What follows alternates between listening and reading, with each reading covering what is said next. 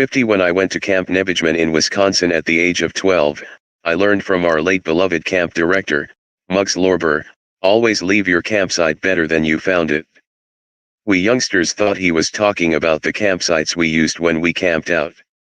So we carefully picked up trash and properly put out the campfire, leaving our campsites in great condition for the next campers. 40 years later I realized he was talking about much more. He was telling us that whatever we touched during our lives should be better when we leave it. This rule has a hard time finding places where it does not apply. It works well in all you do, and of course, you get the ultimate dividend, the satisfaction of knowing that you left you fill in the blank, better than you found it at the beginning. In a sense, Warren Buffett has helped to set the example for corporate America by proving that corporate behavior can be open to the closest scrutiny and reveal something to be proud of. The Berkshire campsite and the campsites of the companies over which he has some level of control are examples. His conduct has been exemplary, whether you consider his $100,000 salary, his lack of stock options, his urging companies to expense stock options, or his unique plan allowing shareholders to send their pro rata share of corporate contributions to the charities of their choice.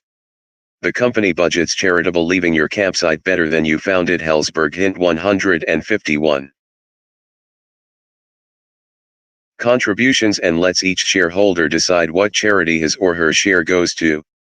His conduct should help to light the way to more responsible conduct on the part of other CEOs and raise the expectations of shareholders, as opposed to what has been exposed at the Enrons, Tycos, Arthur Andersons, and other such denizens of our business landscape. There are unlimited opportunities in your business and your life to leave your campsite better.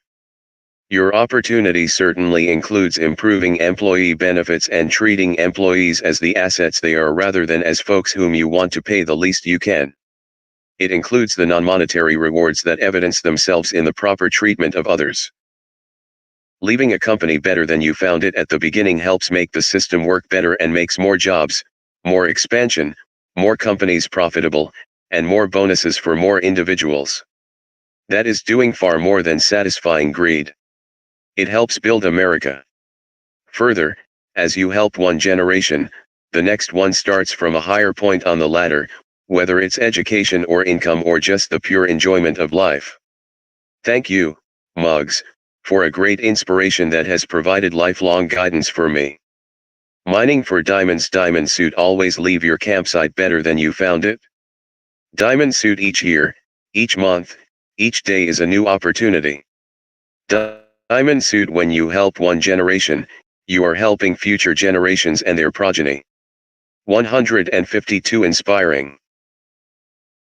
Success. To laugh often and much, to win the respect of the intelligent people and the affection of children, to earn the appreciation of honest critics and endure the betrayal of false friends, to find the best in others, to leave the world a bit better, to help in leaving a better social condition, to know that even one life has breathed easier because you have lived. This is success. Ralph Waldo Emerson, 1803-1882, author, poet, philosopher. Leaving your campsite better than you found it. 153. 154-51. When my brother Charles was about 23, my dad gave him the responsibility of merchandising the Longines watches. Charles thought he was way too young and inexperienced to take on such a task and indicated as much to Dad. Without blinking an eye, Dad told him that if he didn't do it now, in 5 years he would still be young and inexperienced, so he should just take ownership and responsibility for it now, doing things as he, Charles, saw fit and not wait. Charles merchandised the watches in his own way and did a fine job, clearing the way to take on new responsibilities without hesitation. Although many of Dad's practices I find to be common among successful people, this one I do not. His concept of what to do in the situation in which you have an idea and the person responsible for the idea's execution has a different idea of how to get something accomplished was quite unusual. He always said to let them do it their way even if you think your way may be a little bit better. This speaks to the concept of ownership of the project by your associates in applying the solutions and procedures used in the business. Dad knew that execution is far more important than and he ensured better execution through belief in others. Motivation and execution will tend to be far better if the individual applies his or her own ideas to the challenge. This concept of ownership is the one that can ignite the spark in your associates, get the job done better than you can expect, ownership Helzberg hint, and reward them with the joy of accomplishment. It also may be the toughest for many entrepreneurs to embrace. Pure psychological ownership can fire up enthusiasm and leadership qualities in those around you. It will point you to future leaders. This concept says, I trust you, I believe in you, and it can motivate the living hell out of people. Ownership is key to success. Give it a try. It is not a 20-year commitment to try it once or twice. Work is love made visible. The Prophet, Gibran: when a man decides to do something, he must go all the way, but he must take responsibility for what he does. He must know first why he is doing it, and then he must proceed with his actions with no doubts or remorse. Carlos Castañeda, 1925–1998, author. Mining for diamonds. Diamond Suit: enhance performance by giving ownership. Diamond Suit: let them do it their way. Ownership 155. 156–52. Some people have said to me in the past that I possessed humility. That always reminds me of Winston Churchill's characterization of Clement Attlee: he is a humble man and he has a great deal to be humble about. It is incredibly important that you make other people the stars of the show and not yourself. This includes little subtleties like sometimes not inviting them to come to your office, but rather going to their office. It also includes never answering the phone if you happen to be in your office with them unless it is an absolute necessity. Your answering the phone means that you are important and your associate is unimportant, and you can waste their time if you wish, and the usual courtesies of how you would deal with social friends. The benefits of absenting your ego are virtually unlimited and will help to give you the thrill of helping others to develop in wonderful ways. Perhaps I have been fortunate to lack the self-confidence to believe that many of the good things that happened to our company were due to me. I felt I realistically saw why these things happened and realized that my contribution was selecting great teammates, setting a clear and simple direction, staying out of their way, and possessing extraordinary luck. Any honest and accurate appraisal of Helzberg Diamond's progress through the years would have made that clear. Our success was due to our officers, managers, and associates. I was on humility and arrogance. Helzberg hint. Fortunate to be unable to achieve any level of confidence or arrogance because I realized how little so much of the success of Helzberg Diamonds was due to me personally. My humility was merely an honest realization of what had created our success. The day you start to believe your press will likely start your downhill slide. Ego can be something that can be highly productive for you if you leave your ego on/off switch in the off position. This saves a great deal of time as well as creating far higher productivity in those around you. Arrogance is counterproductive because arrogant people tend not to listen to and learn from others. Arrogant people are a tremendous turnoff to folks who work with them, cutting off real communication. Most of us know so little about the world, no matter how deeply we know about one small part of it, that we really don't have the right to be arrogant. Keep this in mind as you gain more and more success and realize that maybe success occurred in spite of the dumb things you've done, as in my case, as well as perhaps because of some wise things others have done and some very good luck. Mining for diamonds. Diamond Suit: arrogance is counterproductive. Avoid it. Diamond Suit: in addition to working with great associates and professionals, I realized that our success came from other sources over which I had no control. Good economic times during most of the period when I was at the helm. Severe mistakes and financial problems of competitors. Population growth at the jewelry buying age levels. Just plain good luck. On humility and arrogance. 157. One who desires the attention of others has not yet found himself. Rav Shlomo Wolbe, Israeli rabbi. The proud man counts his newspaper clippings, the humble man, his blessings. Bishop Fulton J. Sheen, 1895 to 1979, author, speaker, writer 158 inspiring. 53 In 1965 we received a Dear John letter from Kmart Corporation. It indicated our leases would be discontinued in all of the Kmarts in which we were operating licensed jewelry departments. Initially, we were quite upset. That was the day we sat down and realized our future was in long-term leases in shopping centers and not with 30-day cancelable leases in discount department stores. Actually, the Kmart people were far more generous than our contract required and gave us many months to discontinue the operation. When I asked for relief on the December rent, they gave it to us although they had no obligation to do so.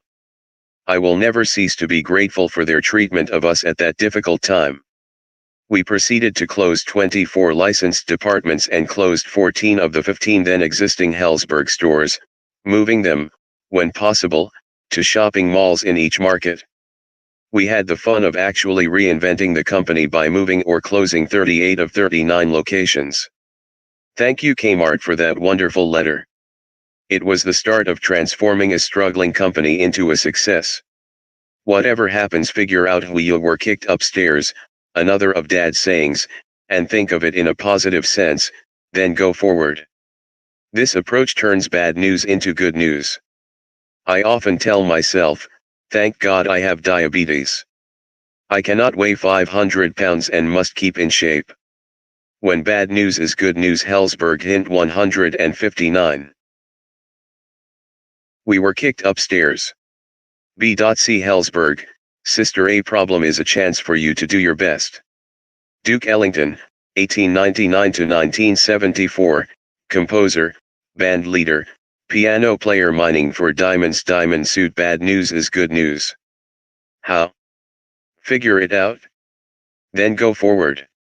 160 inspiring. 54 I called the manager, sharing my pleasure at the sales of one particular sales lady. What happened? I asked, because she had been underperforming for months. His reply, I told her she needs to sell an average of $60 per hour at the minimum to earn her keep. Yeah, admit to being a little thunderstruck because I thought it was standard procedure to let our salespeople know the minimum sales per hour average they were being paid for. But I was happy he had gotten the job done. I often wonder what percentage of the world's problems would cease to exist if the expectations of all parties were discussed. That is why this has become a favorite word of mine. It can detoxify a potentially dangerous situation before the disaster even begins to happen. Yet, we rarely compare expectations with those we work for and with, or are married to. Asking expectations of applicants at the first interview and stating those of the company to him or her could save much grief later, sometimes preventing the hiring of the wrong individual and sometimes showing them that the company is not the right place for them. It might be tremendously advantageous to write out for yourself the expectations in advance of the interview. This will force you to think more completely about them. The fact that change is constant and expectations may change from time to time must be stated at the time of this first conversation so that you never hear that was not part of the job when I was hired. Expectations. Helzberg Hint 161. Never gild the job. If anything, make it sound tougher than it might be. Equally important, listen to the expectations of your interviewee.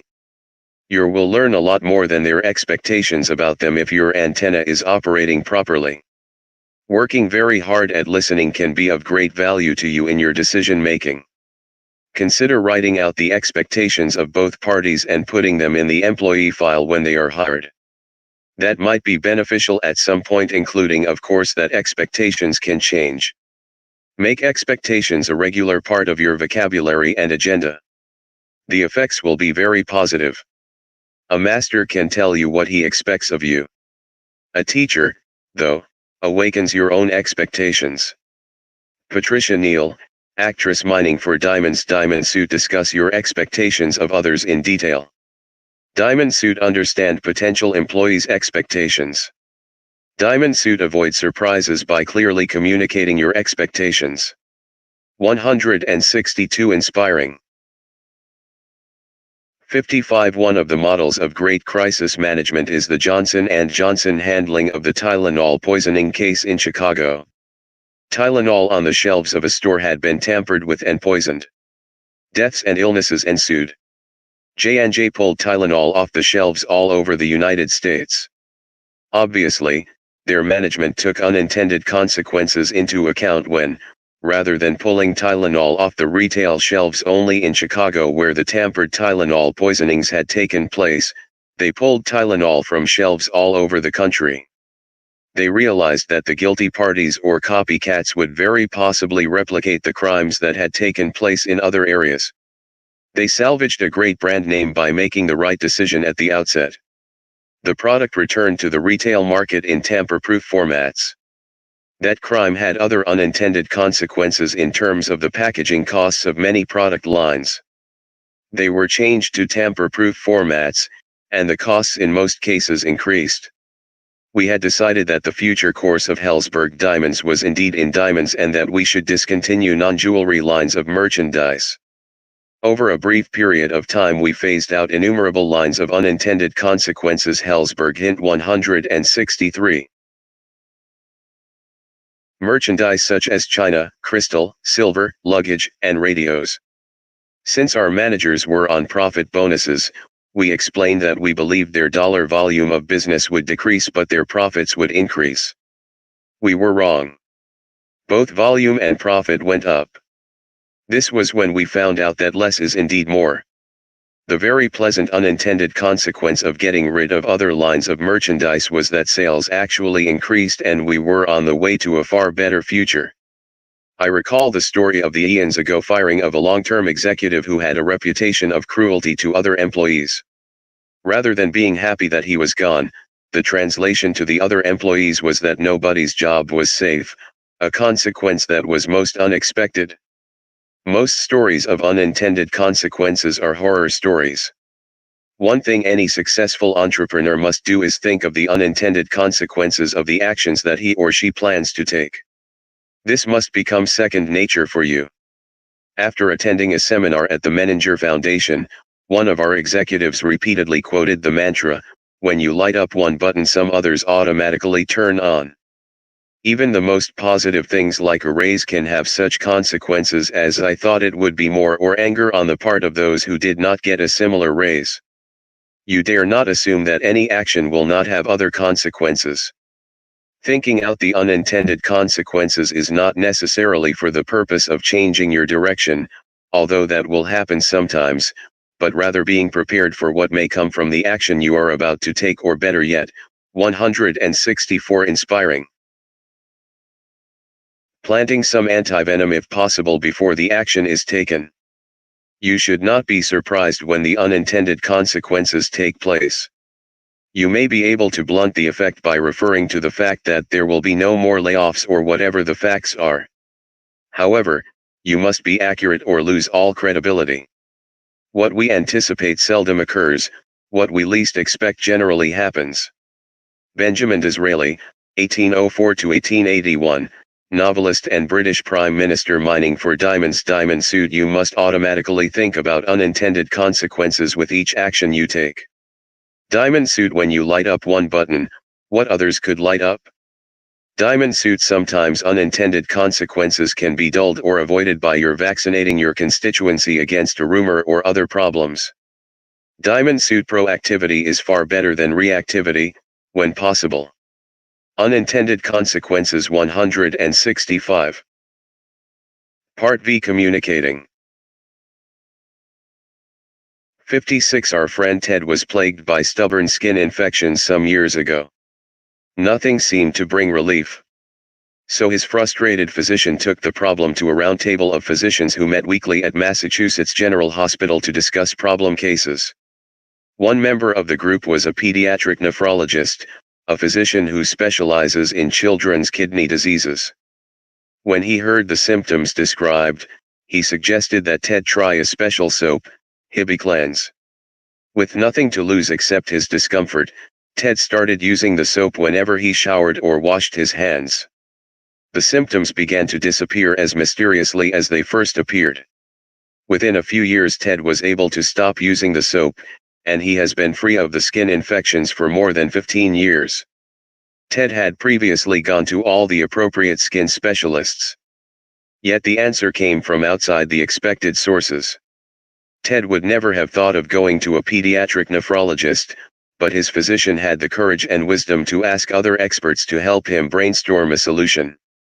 I'm always delighted when someone in a group can view a scenario in a wholly different way and suggest an unexpected solution to what seemed an intractable problem.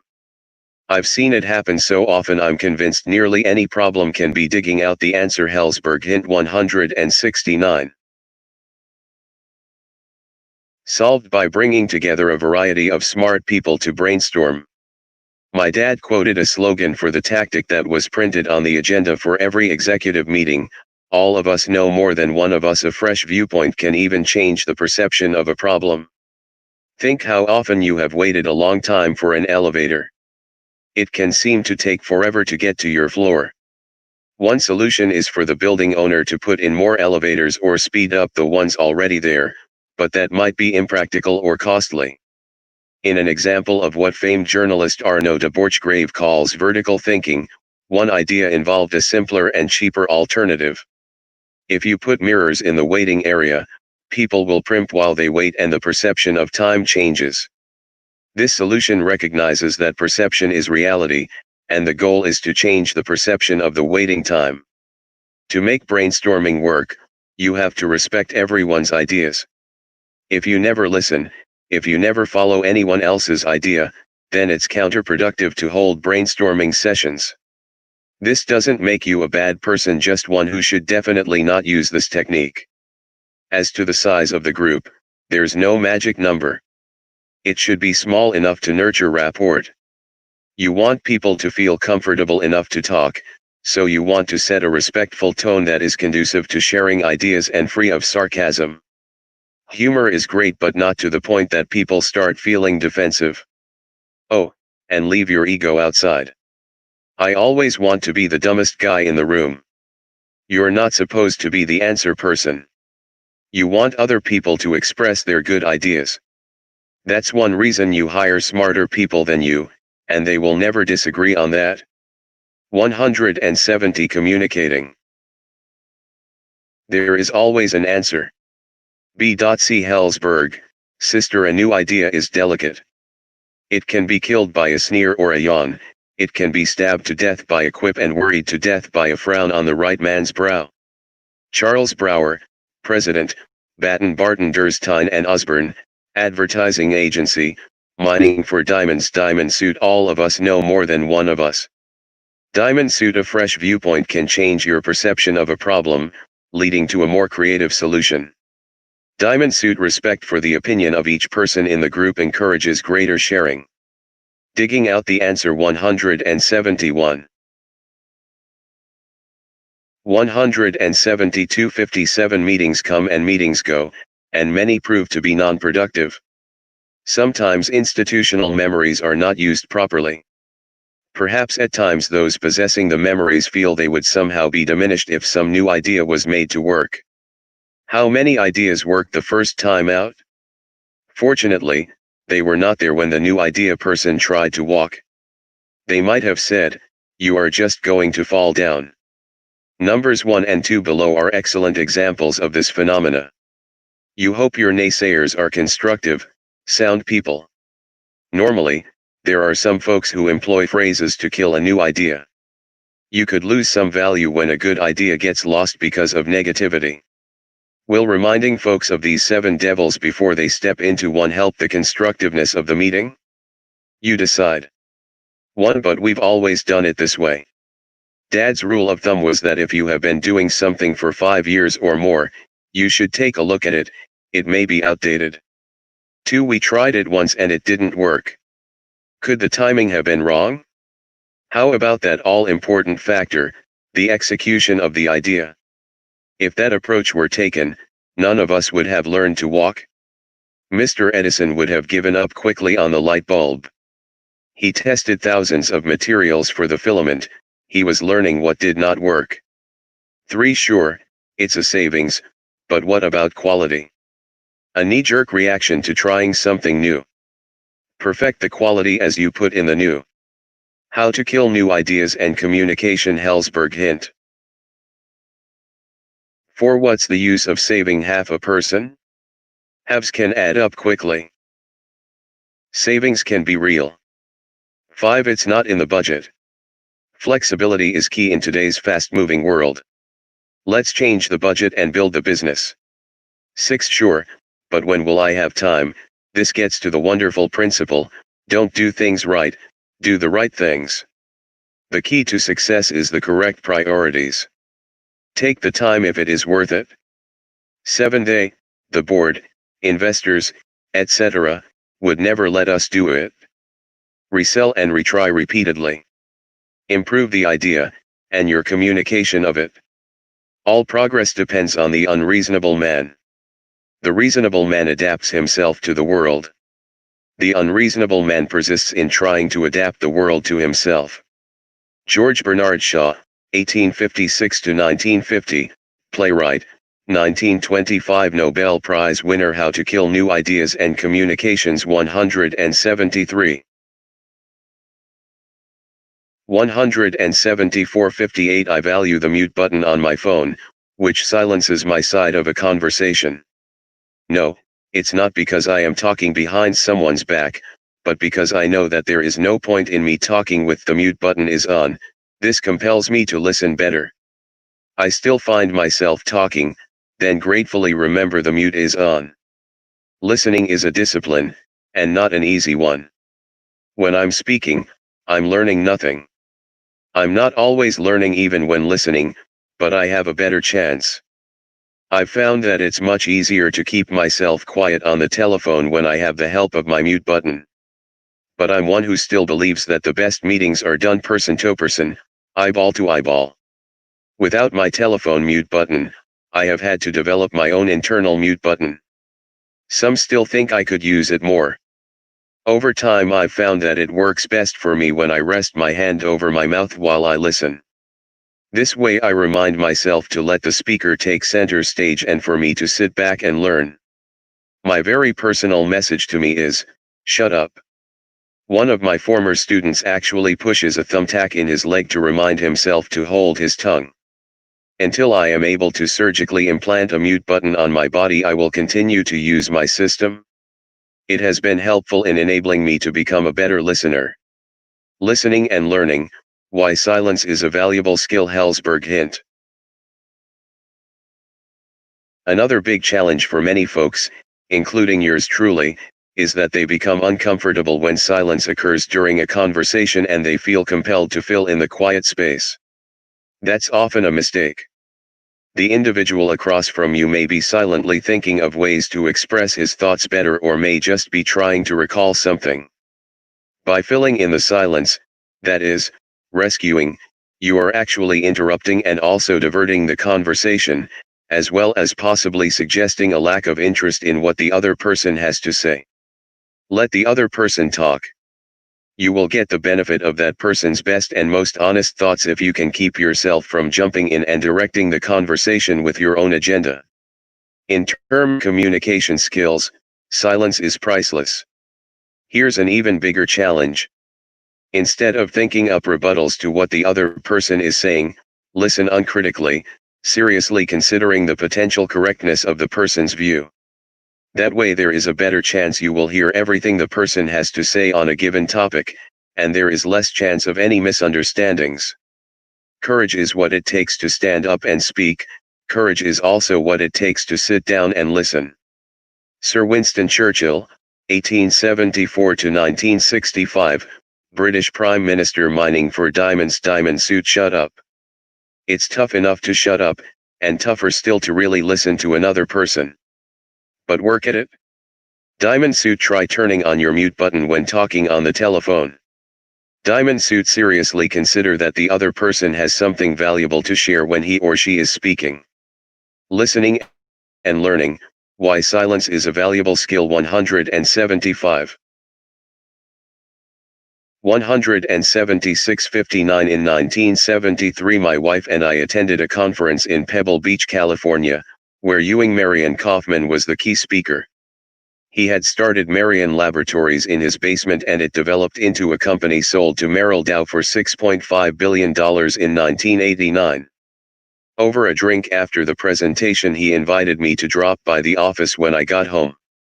This was the start of a 20-year relationship that lasted until he passed away in 1993. He shared every possible resource with me, and when he did not feel he was the best person to give me answers or information, he steered me to those who could. He would repeatedly ask me, "Do you know why I keep working with you?" He would then explain that because we took his advice and used some, he was pleased to continue, otherwise we were both wasting each other's time.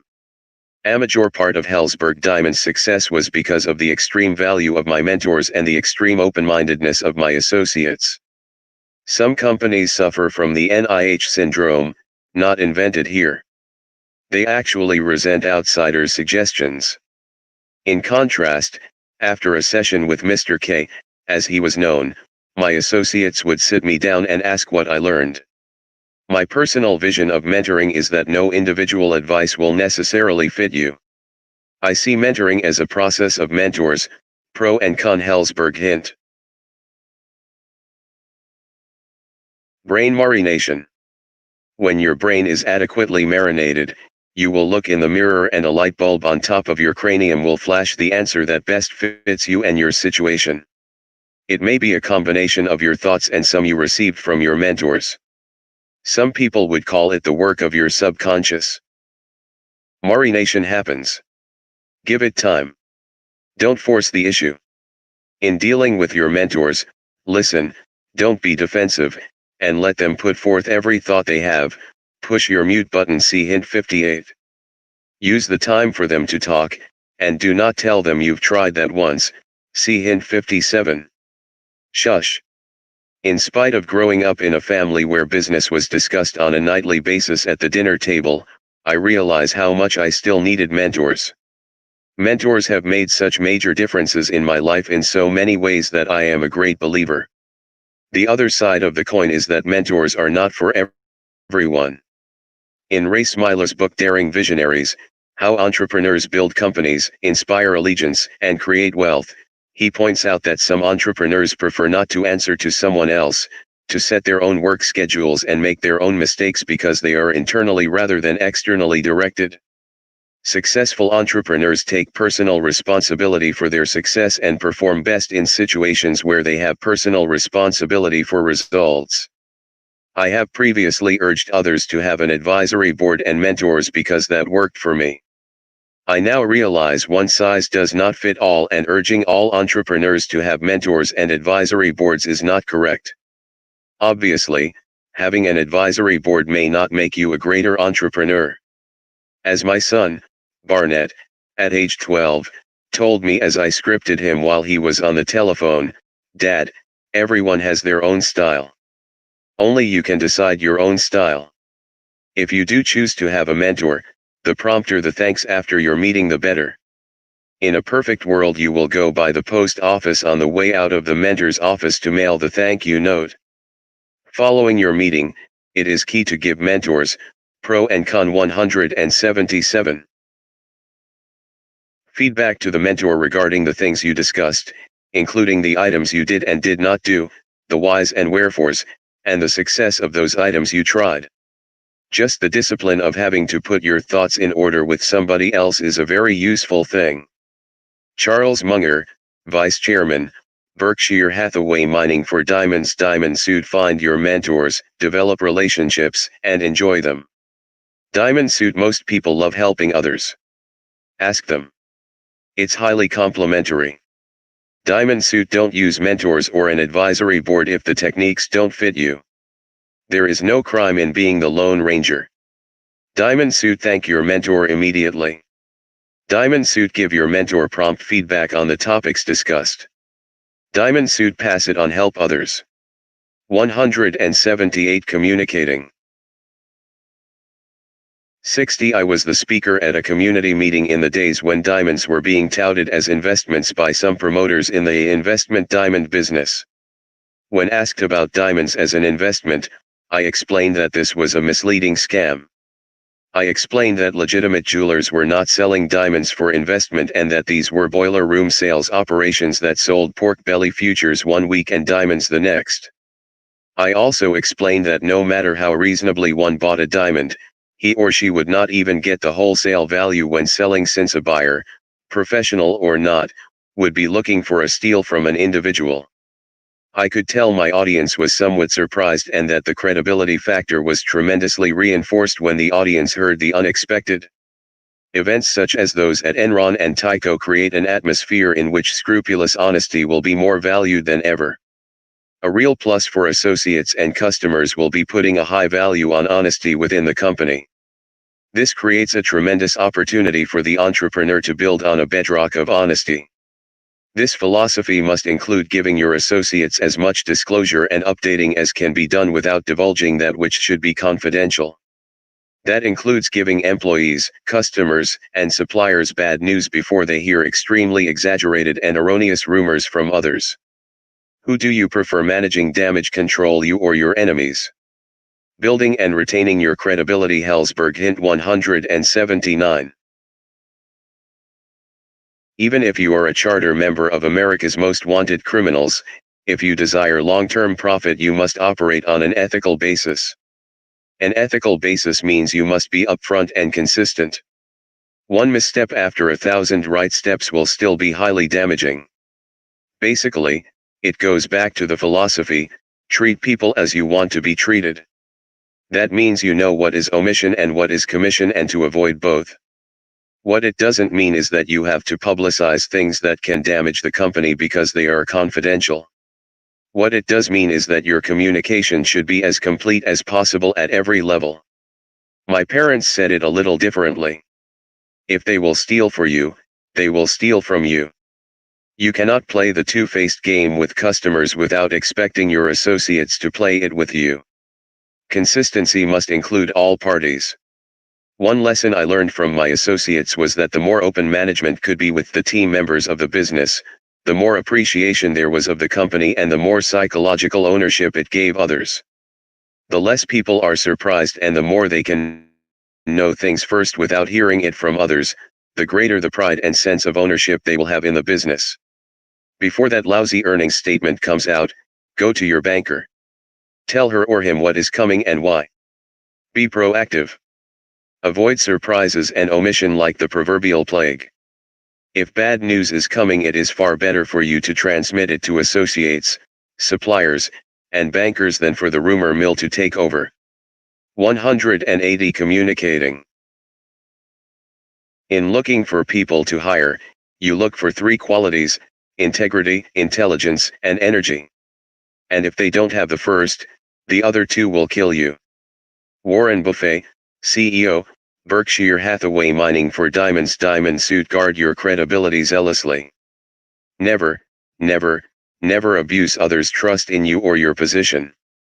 Diamond suit. Deliver bad news before they hear it from others. Proactivity is key. Diamond suit. Omission can be as damaging as commission. Diamond suit. Never, never be manipulative. Diamond suit. When news is bad, avoid surprises. Warn those concerned. Building and retaining your credibility. 181. 182. One day I followed the manager of the Prairie Village, Kansas, Bagel and Bagel restaurant in at 5:59 a.m., opening time was 6 a.m., and he screamed to his staff. He got in. I once visited an auto dealership service department. Two gentlemen, both employed by the dealership, continued talking as I sat in my car. Actually, one looked at me like I was a Martian. I finally appealed that I needed service, and only then did one of them schedule my maintenance. I then went into the new car showroom at the same dealership. Although a number of individuals who seemed to be with the firm were in the showroom, no one approached me. I did manage to get someone to talk to me by walking out. Although I admire consistency, the actions of the service department and the sales department were definitely not service-oriented. Were these folks teaching? Absolutely. They clearly communicated that I, as a customer, was an unwelcome interloper and a real interruption of other preferred tasks or non-tasks. they were teaching their associates as well as the potential customer. Everything you do communicates. You always set an example whether or not you want to. This is wonderful. On days the question is not, are you teaching? The question is, what are you teaching? Hellsberg hint. When you are excited and enthusiastic. On other days, your mood or actions might not be so wonderful, and you certainly would not like to see your associates or family feel or conduct themselves like you. What is the entrepreneur who takes unfair advantage of his business for personal expenses teaching? In addition to providing certain employees with the power to send him to jail, as well as the attendant loss of reputation for his family, he is destroying associates' interest in saving a few cents on an office supply for the company. There is a perception that if the boss does it, it is acceptable. Whatever you do, you are teaching. That is a great plus. It can also be a great minus if you don't keep it in mind and conduct yourself as you expect others to. An atmosphere encouraging exemplary behavior is probably even more important than rules, necessary though they are. During my tenure as chairman, I will consider myself the firm's chief compliance officer, and I have asked all 9,000 of Salomon's employees to assist me in that effort. I have also urged them to be guided by a test that goes beyond rules. Contemplating any business act, an employee should ask himself whether he would be willing to see it immediately described by an informed and critical reporter on the front page of his local paper, there to be mining for diamonds. Diamond suit. You are always teaching. Diamond suit. The question is, what are you teaching? Diamond suit. There are great teaching and learning opportunities when you are with your associates. Diamond suit. You are always on stage. Treat customers and associates as you would have others treat them. Not, are you teaching, but, what are you teaching? 183. Read by his spouse, children, and friends. At Salomon, we simply want no part of any activities that pass legal tests but that we, as citizens, would find offensive. Warren Buffett, Investor. Salomon Incorporated, a report by the chairman on the company's standing and outlook.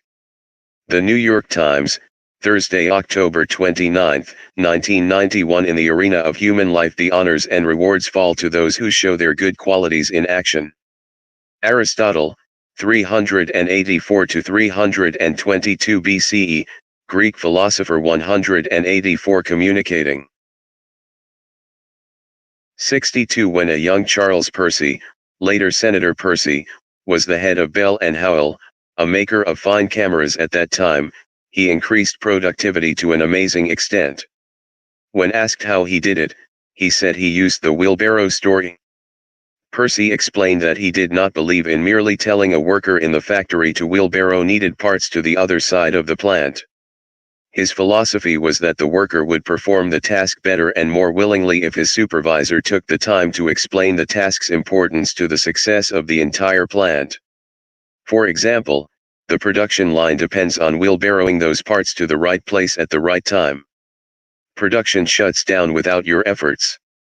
Another true example, this time, of how to discourage associates from buying into an operation's success. A consultant asked the manager of an incredibly expensive new warehouse, "Were you consulted on the new design? How is it working?" To which the manager replied, "It's a disaster. The big shots built it with the advice of some egghead consultant who came in from out of town. Do you think this individual will go out of his way to prove the new warehouse works? I don't think so." Dignifying every task, how to win your associates' commitment and use their expertise. Hellsberg hint. 185. The truth is that you often have access to top quality talent and insightful advice nearer than you might think. Percy knew that when people feel valued and see that their efforts and ideas count for something, they will strive for peak performance. Likewise, people who perform a job every day are just as much experts, and often more so, than consultants who live hundreds of miles away. Engage them in coming up with ways to improve the productivity of your business. Using some of their ideas will commit them to the task much more readily than if you just tell them what to do. Yes, there are diamonds buried in your own backyard. By asking for the opinions of associates, you immediately dignify the jobs they do, enhance their self-esteem, and increase their effectiveness. The manager in the warehouse example could surely have offered the designers of the new facility some inventive and practical ideas. In the process, he would have likely developed a desire to help in debugging the plans before the new plant was built, thus ensuring its success. He also would have been far more interested in proving it worked after completion. It's only natural that when you take time to explain the value of the work you are asking people to do, they will feel motivated to do it better. By the same token, asking their opinions on how to simplify tasks can encourage them to find ways to be more effective. If you listen to their answers, you will reap tremendous dividends in higher morale and improved productivity. 186. Communicating. Human dignity is more precious than prestige. Clause Mackay, 1890–1948, poet. He that respects not is not respected. George Herbert, 1593–1633, poet. Mining for diamonds. Diamond suit explaining to an associate why his or her job is important to the overall success of the business shows respect for the individual and the job. Diamond suit ask associates how they would make their jobs more effective. Diamond suit listen and change when proper. Diamond suit discuss and explain if you do not change. Diamond suit provide your associates with a sense of ownership over the jobs and tasks they are asked to perform. Dignifying every task, how to win your associates' commitment. 187. 188–63. Do you have mustard? Do you have plain vinegar? Can I get more Diet Coke? After 39 years of traveling and eating in many restaurants, one day I suddenly realized a simple fact: a question needs an answer. No matter how simple the request, I found I could frame it as a question. This was a far more effective way to communicate than telling the waitress I wanted mustard or vinegar. Many times my requests had gone unfilled. He found this far more efficient and far more successful than the usual means of requesting food or service. I find the questioning technique very valuable in communication. For that reason, it requires a response. The smart ones ask when they don't know. And, sometimes, when they do. Malcolm Forbes, 1919–1990, American publisher. I had 6 honest men. They taught me all I knew. Their names were where and what and when and why and how and who. Rudyard Kipling, 1865–1936, author and poet. Mining for diamonds. Diamond suit ask. Don't tell. Asking, the best communication. Hellsberg hint. 64. After asking Ted Cohn to be an advisory director at Hellsberg Diamonds, I asked him how much he felt he should be compensated in this capacity. I thought we would negotiate his compensation, but before price was discussed I told him that regardless of what figure he named he would be getting cheated. That is how I felt about his talent and brilliance.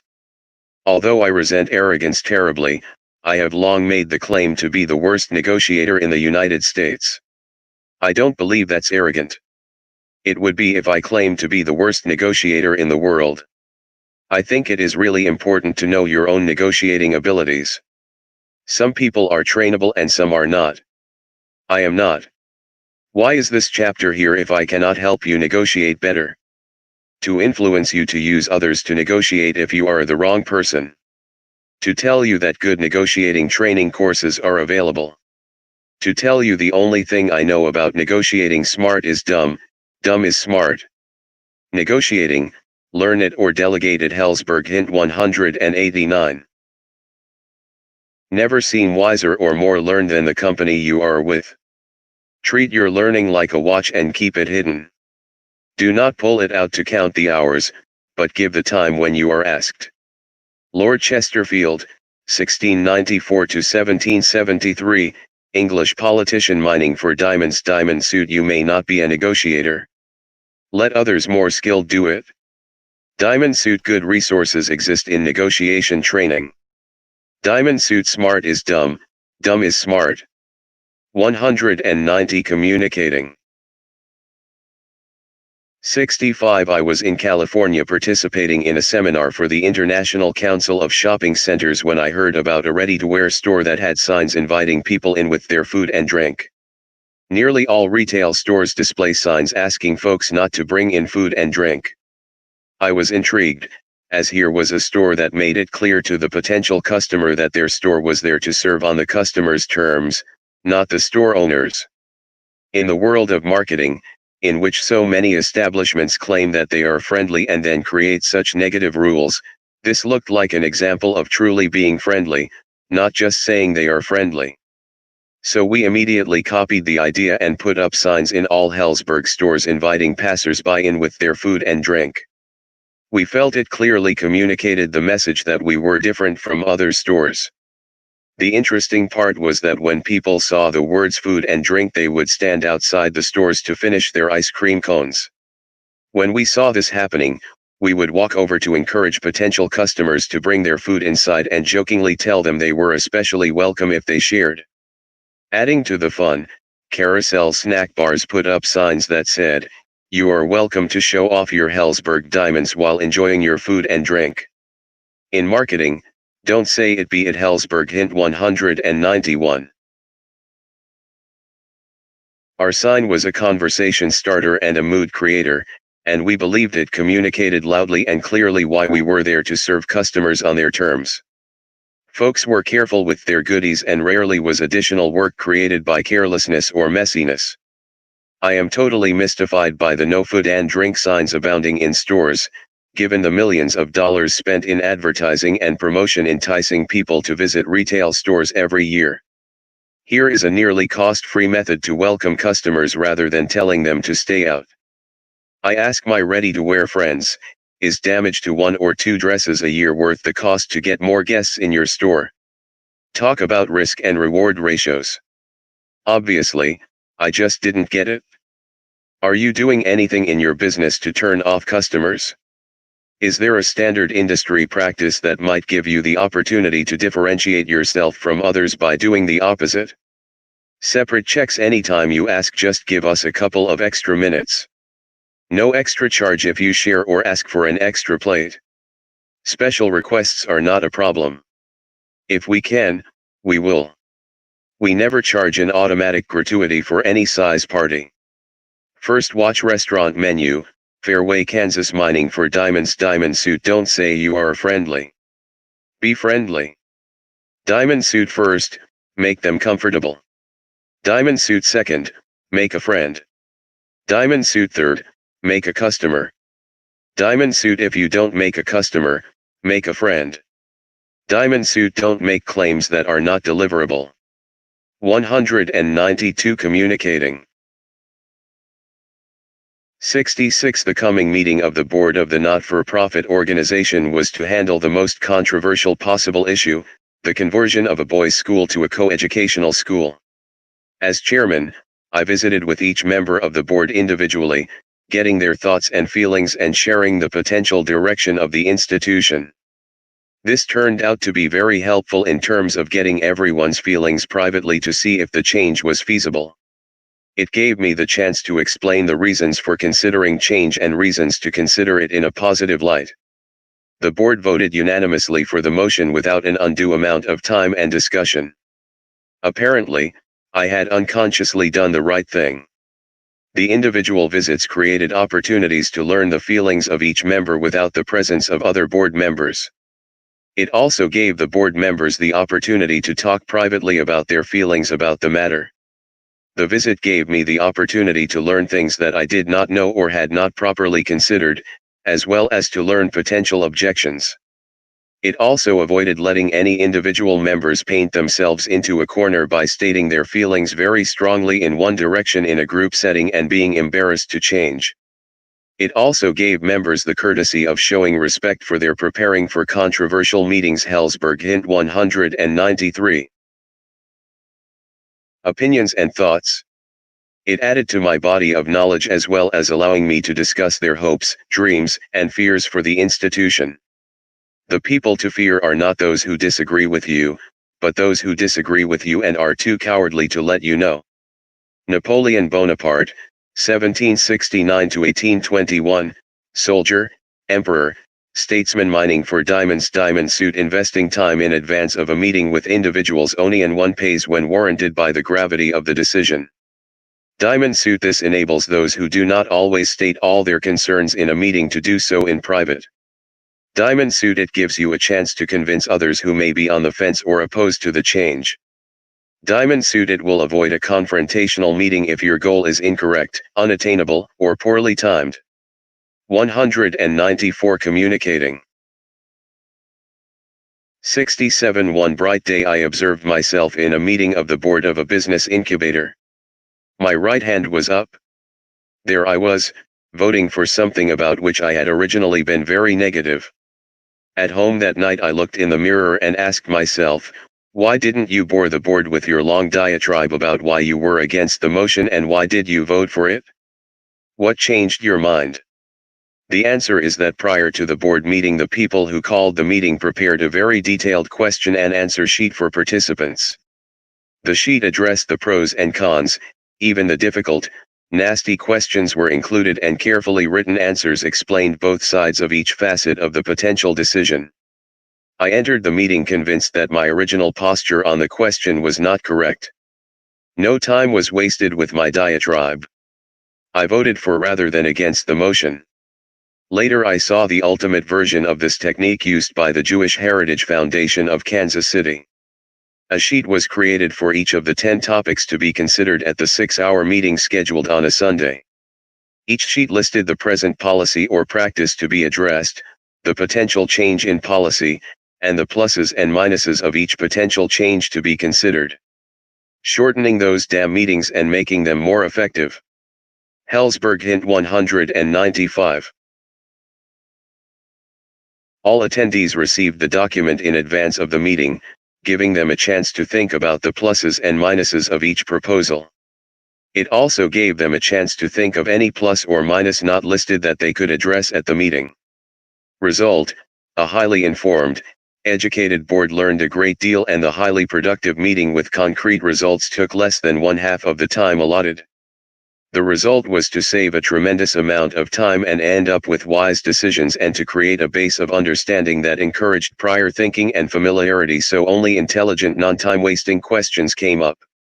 Borrowing this technique has created the same advantages for other organizations. Here is an example: should we monitor grants beyond current practice? How deep should the process go? How intrusive/demanding should we be? Does the monitoring process imply future funding? Should grants be linked to program outcomes? Present foundation policy or practice: the foundation utilizes a variety of monitoring techniques which include a written progress report every 6 months until all foundation funds have been expended, on-site staff visits, on-site staff and board visits, foundation office visits, telephone inquiries about grant progress, a review of canceled grant checks, conversations with other funders, street talk. Possible modifications of present foundation policy or practice: increase the level and scope of monitoring. Decrease the level and scope of monitoring. 196 Communicating. Points to consider in favor of increasing the level and scope of monitoring: with more knowledge about agency progress, the foundation could offer more assistance to agencies and have better data with which to make future funding. Probabilities of being unaware of grants whose outcomes are not satisfactory would be decreased. Increase boards' participation in all aspects of grant making while increasing their knowledge of agency operations. Points to consider in opposition of increasing the level and scope of monitoring: increase staff and board time utilization. The foundation may be perceived as becoming too intrusive in the agency's operations, always a delicate balance. Increased monitoring may send an incorrect signal to the agency that future funding will be granted. Points to consider in favor of decreasing the level and scope of monitoring: less expenditure of staff and board time in monitoring activities. Less agency time spent in meeting foundation monitoring request. Points to consider in opposition of decreasing the level and scope of monitoring: foundation's ability to exercise stewardship over grants is diminished. A decreased knowledge base of past agency activity makes future funding decisions more difficult and less certain. Shortening those damn meetings and making them more effective. 197. If you had to identify, in one word, the reason why the human race has not achieved its full potential, that word would be meetings. Dave Barry, author, humor columnist, 1988 Pulitzer Prize winner. Mining for diamonds. Diamond suit. The more effort you put in before the meeting, the better chance for quality resolution and time savings. Diamond suit. If you want to cut meeting time and increase effectiveness, try this approach. 198 Communicating. 68 In 1970 I had the privilege of starting a 7-year stint working with a fine individual and outstanding professional manager named Marty Ross. Marty saw himself as a teacher rather than a manager. Teach us he did. One of his many gems was his follow-up system. He would mark a date on a reminder note he wanted to revisit with the words follow-up and then file it in his follow-up file for that month, date, and year. This was not a procrastination tool, but a highly visual reminder system. His yearly follow-up file consisted of 12 monthly folders, 31 daily folders, and future year folders. Initially, he put items in the monthly folders and at the beginning of each month put those follow-up items into the file for the day when he wanted to see it. This works for 2-week follow-up, for the annual Christmas, birthday, or anniversary follow-up, or for the 5-year follow-up. It also reminds you to follow up on the assigned projects of other associates, making you a better executive and freeing you from trying to carry innumerable details in your mind. Marty actually prided himself on not needing to remember things and not cluttering up his mind. This is not instead of, but in addition to, a day planner. For an entrepreneur giving assignments to individuals, this can remind you when to follow up with Team Marty Ross's magic follow-up system. Hellsberg. Hint 199. Members. He also kept a file for each direct report of his to review what to discuss with each individual at their weekly meeting.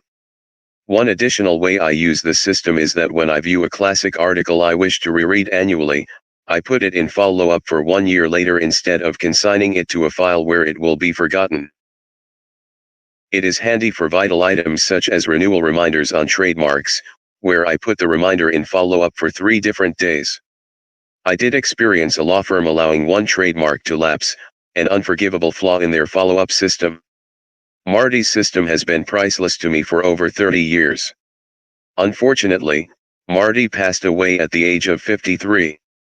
His personal follow-ups sustained the systems he created, as he knew they would. Mining for diamonds. Diamond suit. A follow-up system is invaluable and priceless. Diamond suit. Consider using it for reminders and classic items you wish to share and or review annually. Diamond suit. Single pieces of paper or lengthy documents work in this system. Diamond suit. Put in 3 follow-ups for 3 different dates on do-or-die items like lease expirations or trademark renewals. Diamond suit. Take the onus off yourself as far as trying to remember things. Build the system to do it. 200 Communicating. The young man who addresses himself in stern earnest to organizing his life, his habits, his associations, his reading, his study, his work stands far more chance of rising to a position affording him opportunity to exercise his organizing abilities than the fellow who dawdles along without chart or compass, without plan or purpose, without self-improvement and self-discipline. B.C. Forbes, 1880 to 1954, publisher, founder. Forbes magazine. Marty Ross's magic follow-up system. 201. 269. Our controller quit, explaining that he did not feel this was the right type of job for him. He was going on to more intellectual pursuits. Subsequently, one of our vice presidents told me he had not thought the controller fit the job. When I asked why he did not tell me before, he explained, "I thought you liked him." This was painful to me, a guy who thought he had made people comfortable in stating their thoughts, opinions, and perceptions openly. It made me recall the Hans Christian Andersen story of the emperor who wore no clothes yet no one would tell him he was stark naked. Consider the possibility that you are the emperor, that you may not know some very vital things about the business that you should know. Do your associates feel they would offend you if they told you things that do not agree with your perceptions or desires? If you are genuinely interested in honest feedback, you have a tremendous challenge before you. Here are some far from foolproof methods of getting thoughts and suggestions and getting started in the right direction. Asking questions is key. It must be clear that you are fishing for help and constructive comments and not compliments or the right answers. Yes, positives tell you what to continue, but they usually come in due time, and don't help you progress. Your struggle to get honest feedback. Hellsberg hint. If honest feedback is something you want, please know how difficult it is to get. My frustration has brought me to tell my students, I like compliments, but they don't help improve this course. How can this course be improved? Note lack of I, thus they are not insulting nor hurting me. By asking this question of my MBA students at Rockhurst University, I have received priceless advice. I admit I do some begging, explaining that the classes before them made the course better for them, so they need to help improve the course for the sake of future students. Focus the question on exactly what you want to know.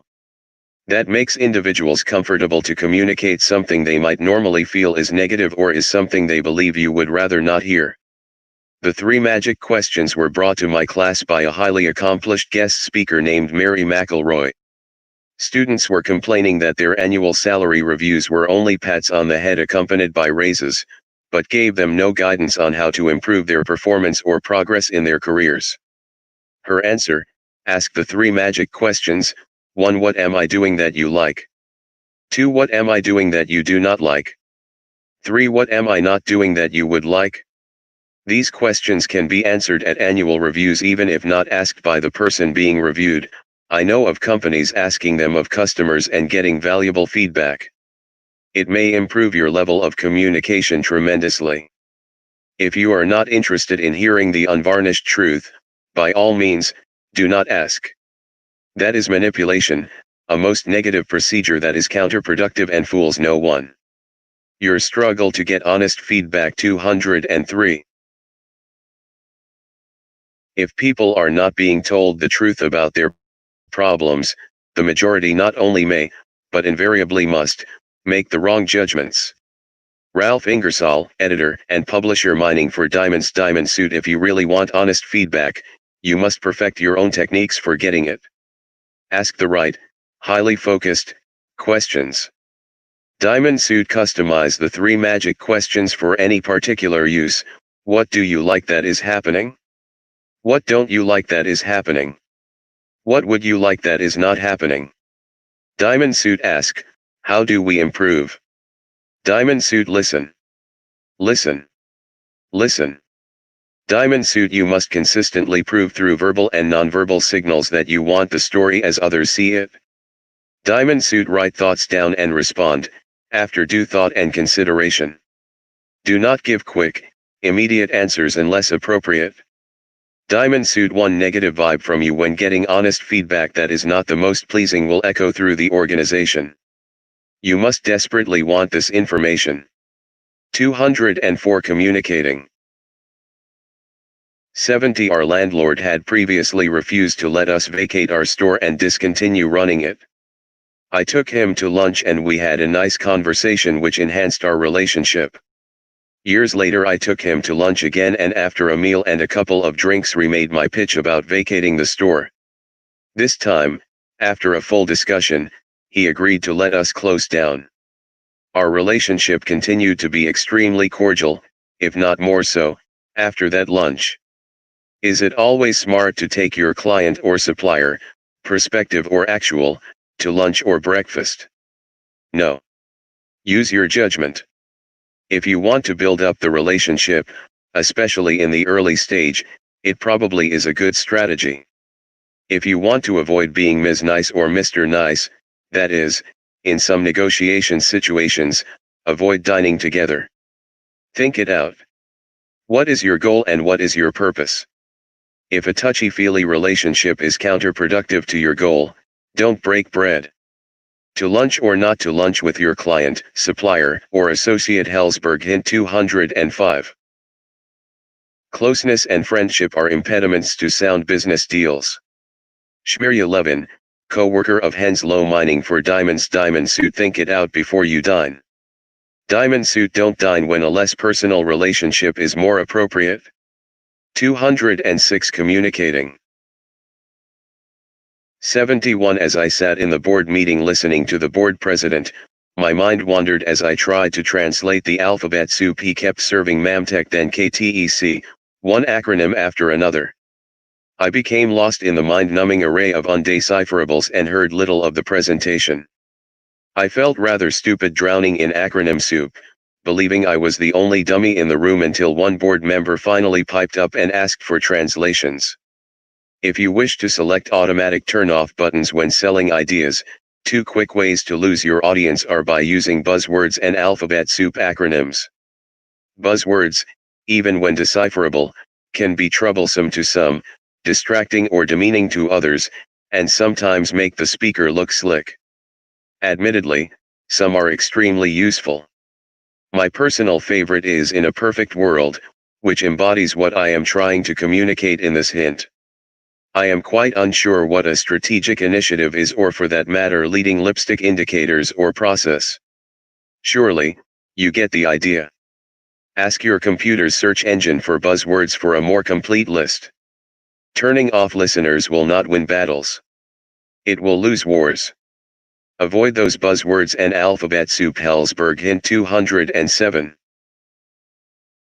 Buzzwords, the verbal equivalent of dressing for success in the business world, where a vocabulary that includes leveraging or incremental will lift your status as surely as a power suit or corporate suspenders.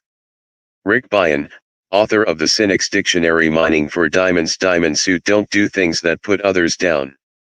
Don't use acronyms or fancy words they don't know. Diamond suit. Don't try to look smarter than anyone in the room. Diamond suit. Remember, smart is dumb, dumb is smart. Diamond suit. Opinion, avoid as it were and if you will, which are meaningless except to show how intellectual you are. 208. Communicating.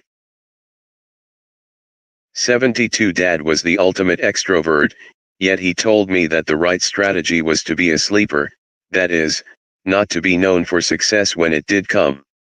Interestingly, this thought was confirmed by Leonard Lauder of Estee Lauder, who told an audience of entrepreneurs, "Don't communicate your success, others will steal your people and your ideas." At one point our buyers got very unhappy with me.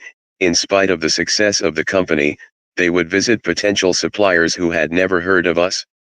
As your business becomes more and more successful, you will inevitably be asked to speak at meetings, interview for articles, and generally do certain things that create a higher and higher profile for the business. There are pluses and minuses regarding the publicity you may garner. One minus is the old rule that being on the cover of Time magazine is the kiss of death. Consider the pluses and minuses carefully.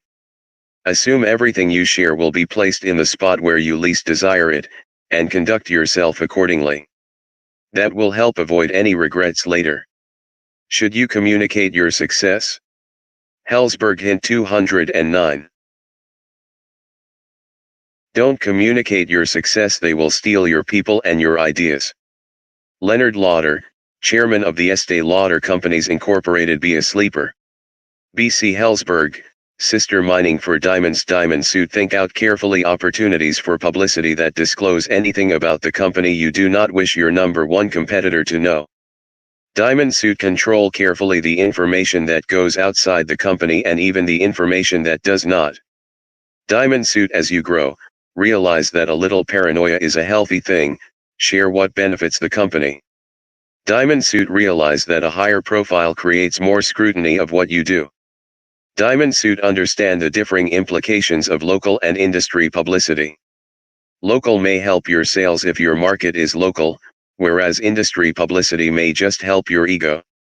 Diamond suit. If your ego is the problem, recognize it and contain yourself. 210. Communicating. 73. When unhappy with someone's behavior or performance, that is the time to start with I'm disappointed, I'm upset, not you messed up, you are lazy, or you are stupid. Never attack anyone's self-respect. Further, talk about the situation, not about the personality. One must be judicious in how and when I is used. Remembering that others are far more interested in themselves than you is a winning strategy. On the other hand, I is appropriate when you are not in agreement, as in I don't understand. Avoid I disagree, which usually guarantees a barrier to communication. When you disagree, it can be effective and courteous to say, I'm really struggling with this idea or that conclusion. Please explain it further. The other appropriate time to use I is when taking responsibility for failure to perform. This only gains respect and saves the time-wasting investigation of who is to blame, a non-productive exercise at best. Avoiding the use of I and using it properly. Hellsberg Hint 211. Ego, a helium-filled balloon that often lifts the ambitious to lofty destinations, where the change in pressure can cause it to pop unexpectedly. Rick Bryan, author of the Cynic's Dictionary. The bigger a man's head gets, the easier it is to fill his shoes. Henry A. Courtney, 1916–1945, war hero, recipient of Medal of Honor. Even Inspector Clouseau could find last year's guilty party, your chairman. My performance reminds me of the quarterback whose report card showed 4 Fs and a D but who nonetheless had an understanding coach. Son, he drawled, I think you're spending too much time on that one subject. Warren Buffett, investor, Berkshire Hathaway Annual Report 1999. Mining for diamonds. Diamond suit. Remember that others are far more interested in themselves than in you. Diamond suit. It is more effective to say, I am disappointed than you messed up. Diamond suit. Use I to take responsibility for your own failure or lack of understanding. 212. Communicating. 74. The no surprises principle of usage in good communication has been well demonstrated by Alan Greenspan. The newspapers were saying that prior to the Fed's early fall 1999 increase in interest rates that he had done everything but jump up and down and say the rate will be raised. As a consequence, it was no surprise to the market or the financial community when interest rates actually did rise from 5.25 to 5.5%. Life went on normally because everyone expected the rise, although they did not know the size of it in advance. Greenspan is a great role model. There is no horrible shock factor in your actions when you have properly telegraphed in advance what could or might happen, that is, planted the seeds. Thus, you may be able to avoid a firestorm when the change comes if you have preconditioned the audience. In the excellent book First, Break All the Rules, the authors tell how much more positively nurses administering hypodermic shots were perceived who warned the patient, this will hurt a little, than the ones who said, it won't hurt a bit. The better nurses precondition the patients for the shock. If you can precondition your team for the possibility that the change might come someday, it will avoid the surprise factor when practical to do so. Furthermore, to avoid the shock, especially when news is bad, it is always far better to hear it first from the boss rather than from third-hand exaggerated reports and rumors from others. This especially applies to your bankers and your associates. No surprises. Hellsberg Hint 213. When you can practically and comfortably talk about the possibility of something happening in advance, you will do well to heed Alan Greenspan's example. This relates to urgency as well as substance. Bad news does travel faster than the speed of light, and you must get ahead of the rumor mill to avoid the inevitable problems that follow trumped-up rumors. An example of a poor entrepreneur is when an employee is actually surprised when fired. The best defense is a good offense. B.C. Hellsberg, Sister Mining for Diamonds. Diamond suit. Avoid surprises when at all possible. You will avoid lots of problems. It's fairer to your associates, family, and friends. You'll have to deal with far less shock and potential disappointment and upset. Diamond suit. You will find an amazing appreciation and acceptance when you explain bad news to others if they hear it first from you. 214. Communicating. 75. Prior to opening a new store, We would conduct training seminars. I had the honor of being one of the presenters. This gave me a chance to meet new associates and strengthen my bonds with the old-timers opening the new shop. I had been asking, "Who is number one?" as part of my presentation and, of course, the answer seemed obvious: the customer. Everyone at the meeting would loudly proclaim the answer. Then one day, after about 30 years of experience, another instant flash of the obvious, I suddenly realized that numero uno was not the customer but our own associates. Everything literally emanated from them. They were the key to the success of the company without question. That means you treat each with respect and you celebrate and glorify the success of the leaders in performance. I would so enjoy sending gifts to the top 25 salespeople each month, including a model of a Mercedes with my handwritten card explaining that we were the only jewelry firm buying a Mercedes for the top sales producers. Our honoring the top sales producers knew no bounds. My wife and I would invite them to our home annually for the pre-dinner event, to be followed by an elaborate dinner in a fine hotel, with all the show business glitz imaginable tied in with honoring each individual, including the band playing the tune for each state or city of the recipient as each came to the podium for his or her award. Care and feeding of your associates. Hellsberg Hint 215. Each fifth year we would take managers and spouses to a fine resort for a few days. With growth, the cost would have been so gigantic that cooler heads prevailed and we discontinued those trips. The store managers were among the people to be treasured, and when I visited, I would enjoy the one-to-one contact at lunch or dinner. Mall hours really helped. It enabled me to cover many stores in a market in 1 or 2 days by starting at breakfast with a manager or all local associates, and then being able to visit open stores until 9 p.m. and possibly have a late meal with the manager afterwards. The old song that says, "You gotta love M in the AM, love M in the P.M." always comes to mind when I think about Hellsberg associates. What about a lack of success? A store has a red day because of a large return. I remember calling a manager and sympathizing with her after one of those. I did not repeat that call nearly enough. My wife was observant of the way we treated our associates and would repeatedly chide me by saying, "Treat me like I work for the company." That showed me I was on the right track, at least with my associates. Accept the fact that we have to treat almost anybody as a volunteer. Peter Drucker, writer, educator, management consultant. Mining for diamonds. Diamond Suit. Celebrate any kind of success of associates. Diamond Suit. Love M in the AM, love M in the PM. Diamond Suit. Use any excuse to write personal handwritten notes to associates, a new baby, a new horse, etc. If you care, show it. That includes family losses and tragedies. Diamond Suit. Kiss them until their lips are chapped. 216. Communicating. I think the greatest thing that an executive, a leader, or a so-called manager must have is a caring relationship with people. Ewing M. Kaufman, 1916–1993, pharmaceutical entrepreneur. You do not lead by hitting people over the head. That's assault, not leadership. Dwight D. Eisenhower, 1890–1969, General and 34th U.S. President. Care and feeding of your associates. 217. 218. 76. Lionel ran a mall shoe business much like many others. The method he used to get out in front of the competition was by having the newest styles earlier and in more profusion than the competition. How did he make this happen? A close relationship with his suppliers was his route to success.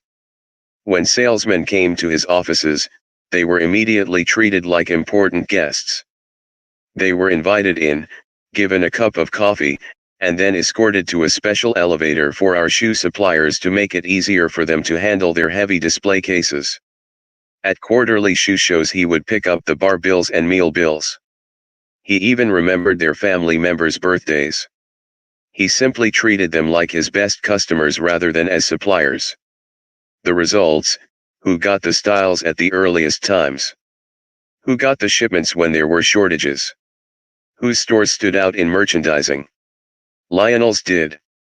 Another example: the Marion Laboratories team returned from Germany to tell Ewing Kaufman of the great deal they had negotiated with a new supplier of a pharmaceutical product. The purchasing agent then went to the original supplier, who lowered his cost to keep their business. Kaufman asked his associate if the supplier they care and feeding of your supplier's Hellsberg hint had successfully negotiated with could make any money on the contract. The answer was no. Kaufman had his team return to raise the agreed-to price so that the supplier could make a profit. When the only other supplier of this particular product later went out of business, Marion Laboratories was left with their good and friendly supplier. The moral of the story is that there are some folks who became very successful by treating people, including those they buy from, the way they want to be treated. Do unto others as they do unto you. Plus 10%. Henry Kissinger, diplomat, 1973 Nobel Peace Prize recipient. Mining for diamonds. Diamond Suit. A conscious decision should be made regarding treatment of suppliers. Diamond Suit. Your team should get together periodically to review your care and feeding program and its effectiveness. Diamond Suit. The program should be reviewed periodically for potential additions and deletions. Diamond Suit. You need to create an overall attitude in the company so there is consistency and conformity to your policy. Care and feeding of your suppliers. 219. 22077. Our company had borrowed $500,000 from the Prudential Insurance Company. We had gotten ourselves into a rut with the wrong direction and a notable lack of profits, lack of a decent balance sheet, and a lack of progress.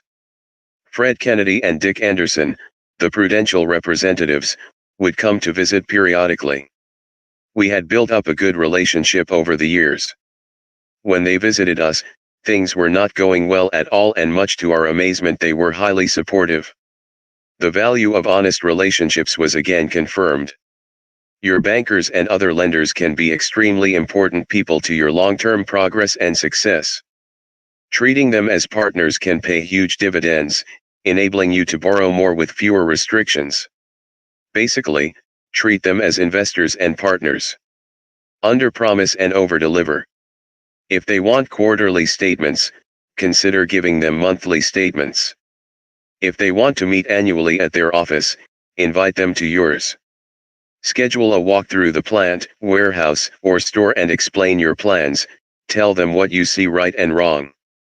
Talk about contemplated changes to help them to see beyond the figures. Let your key people make presentations to them, giving teammates ownership, showing those you are so proud of to the banks, and showing depth of management if you have it. Most of all, no surprises. If you know results will be poor for a period, care and feeding of your lenders. Hellsberg hint.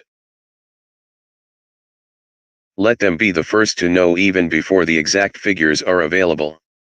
Warn them in advance of that statement, telling them the whys and wherefores, what you learned, and where you are going from here. The worst case scenario is others hearing rumors of bad news before you tell them.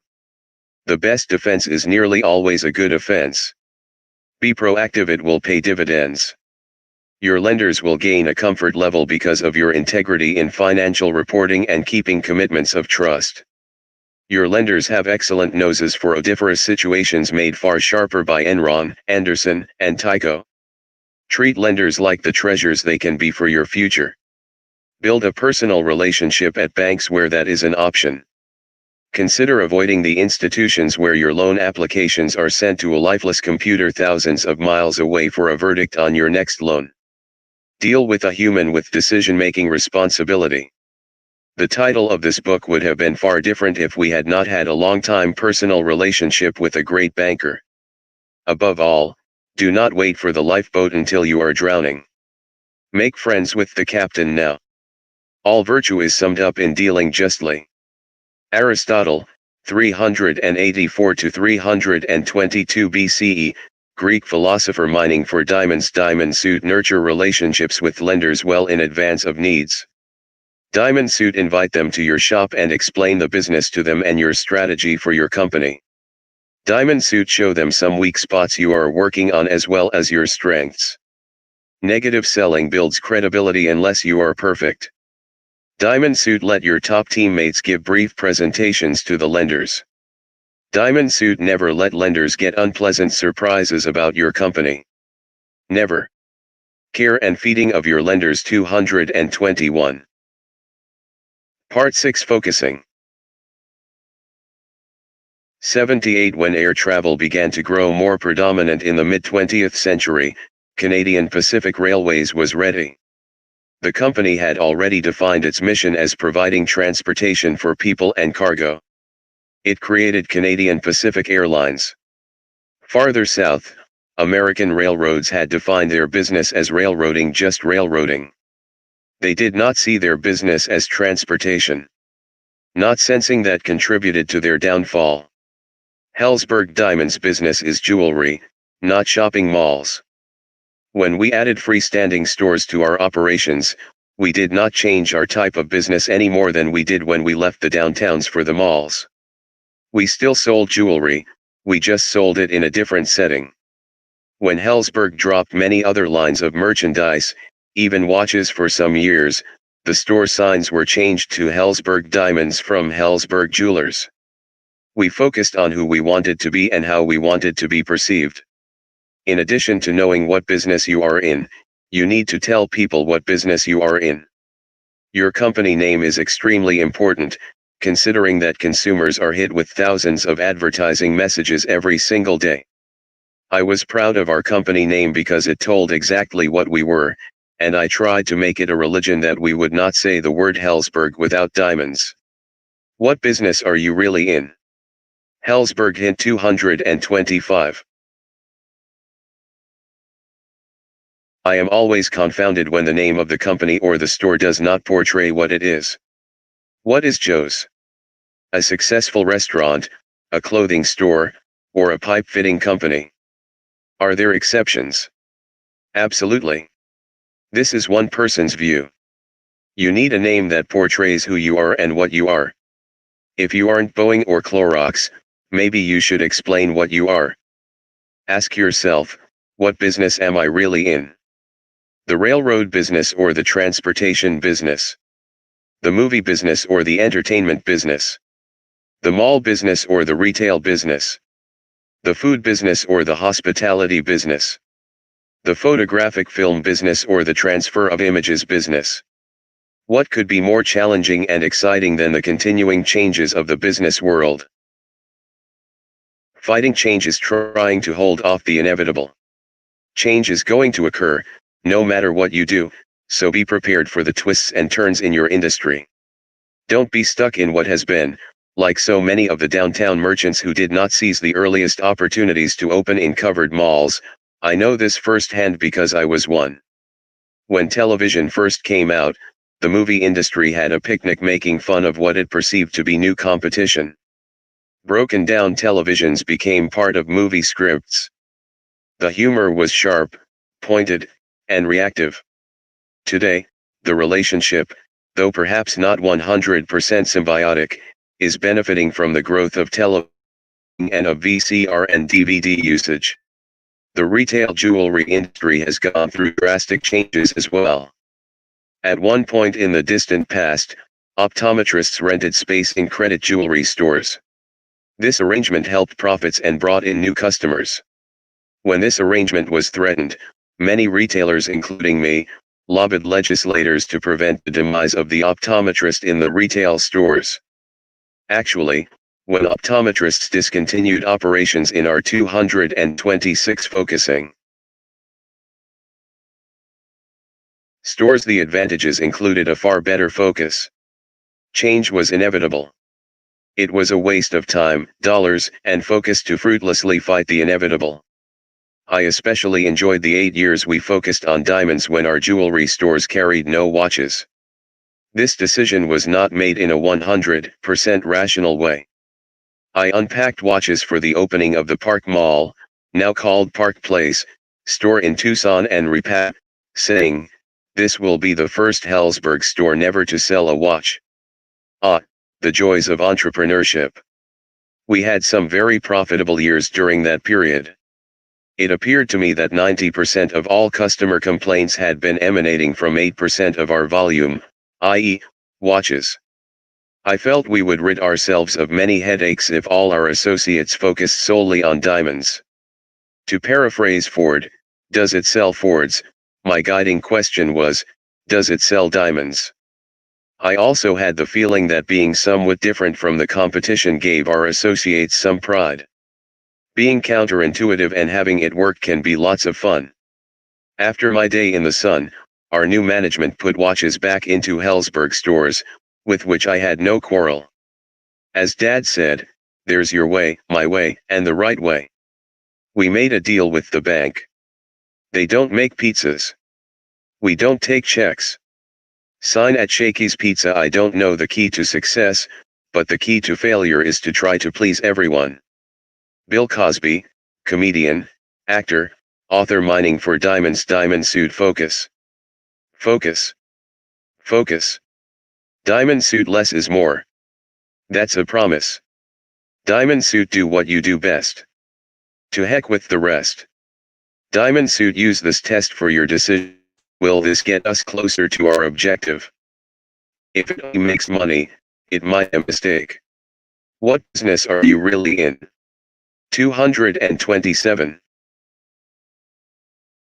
228:79. It was the day of one of our great ice storms. I arrived at the office about 6 a.m. What was in my mind? Be an example and prove that you need not be late to work that day regardless of the weather.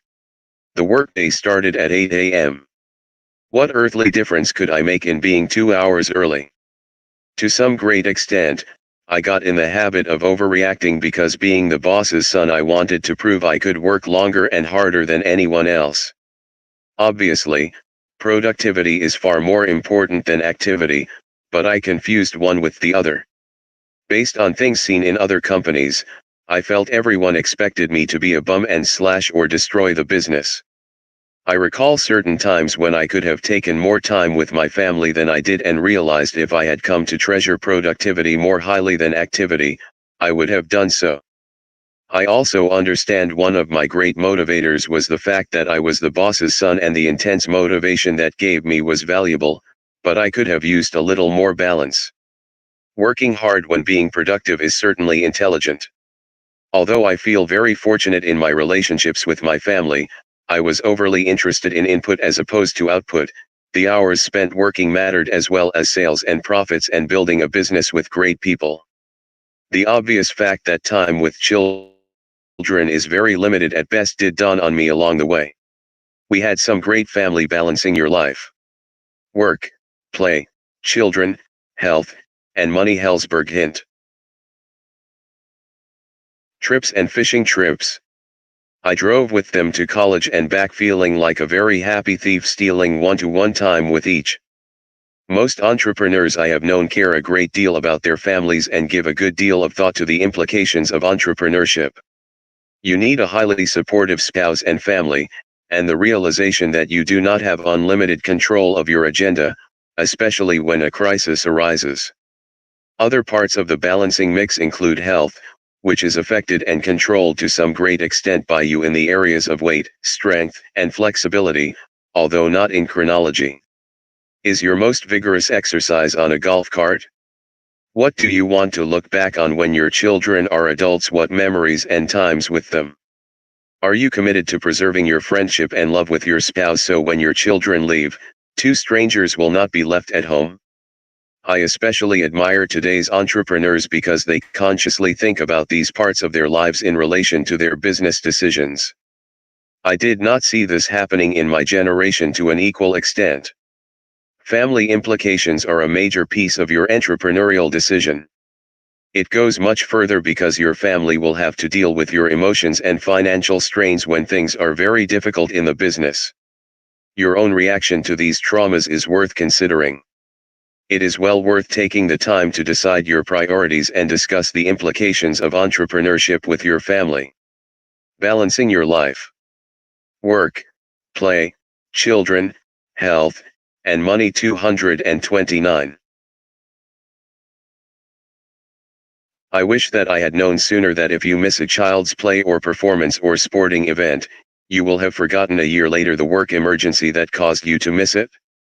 but the child won't have forgotten that you weren't there.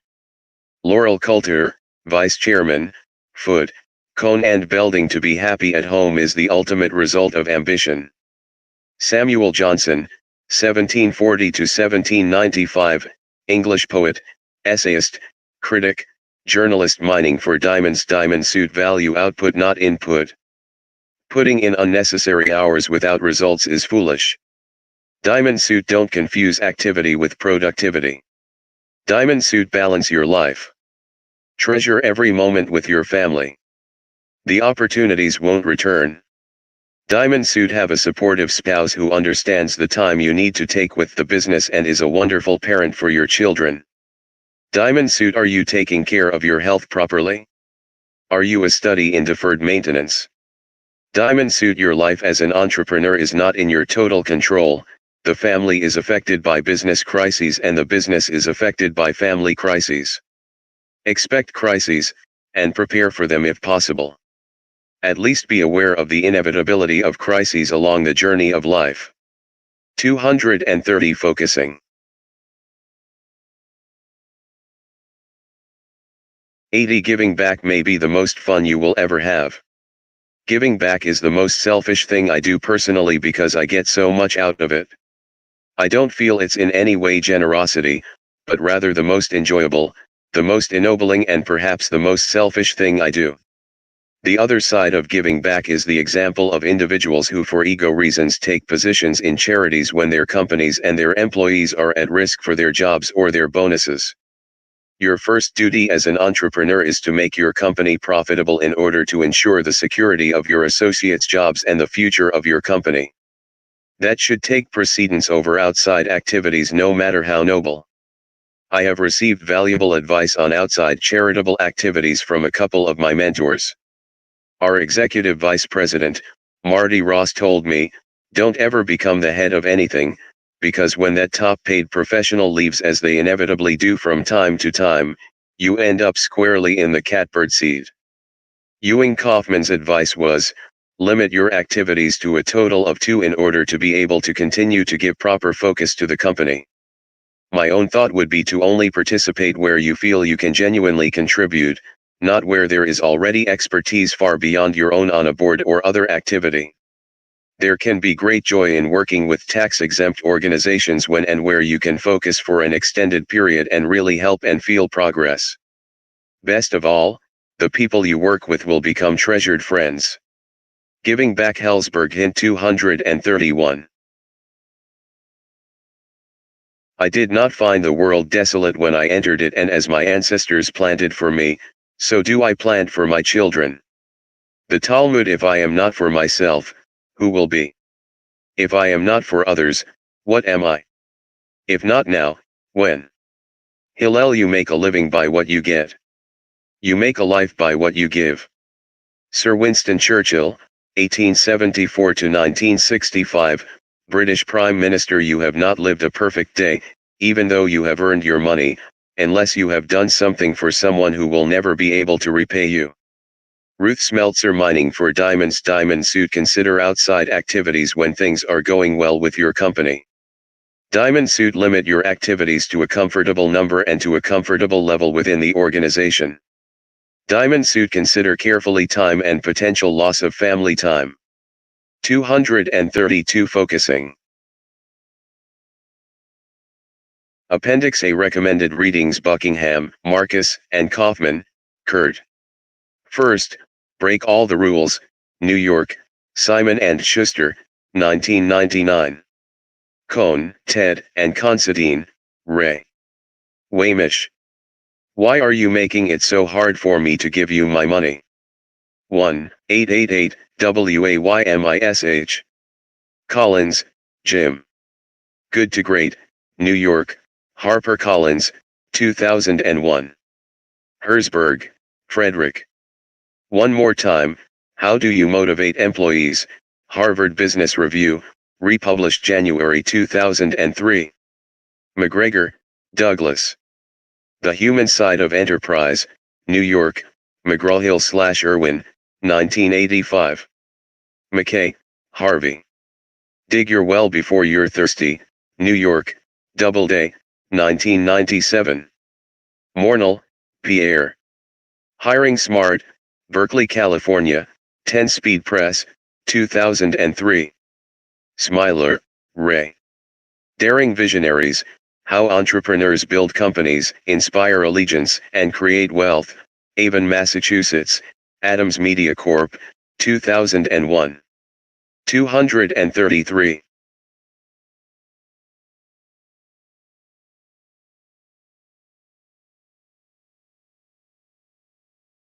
A Alphabet Soup Communication, 207 to 208. Analysis Paralysis, 70 to 72. Answer